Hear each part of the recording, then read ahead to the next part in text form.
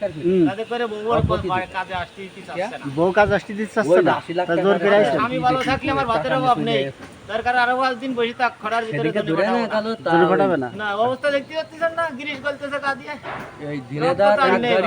এরকম কপাল কয়জন হয় ভাই? তো বাড়ি বউ কাছে বসে থাকো না, আগে থাকো। বল চালাক আছে, চালাক আছে। চালাক না থাকলে এ কথা কবে গা? যদি সমস্যা হয়ে যায়, অসুস্থ হয়ে পড়ি, তাহলে যদি আছে মাসকে মাস আমার রুগী টানতে হবে না। রুগী টানার থেকে 2-5 দিন ভালো মানুষ টানা ভালো, কিন্তু রুগী টানা ভালো না ভাই। ভালো মানুষ টানলে তাড়াতাড়ি সুস্থ হয়ে যায়, কিন্তু রুগী টানতে গেলে ভাই তাড়াতাড়ি সুস্থ হতে চায় না। এই কারণেই বলে ভাই গরমের বাড়ি থাকো, তাও জোর করে নিয়ে আসলো। মিস্ত্রি কই? আরে ওই যে বাদল ভাই আছে না, বেকায়দা লোক ভাই, জোর করে নিয়ে আইছে। হ্যাঁ, আপনার বাড়ি জোর করে লোকের বাড়ি কত আছে না, আজকে 700 টাকা 900 টাকা হাজিরা দেব, বাড়ি কথা যোগাযোগ আছে করে দেয়া লাগবে।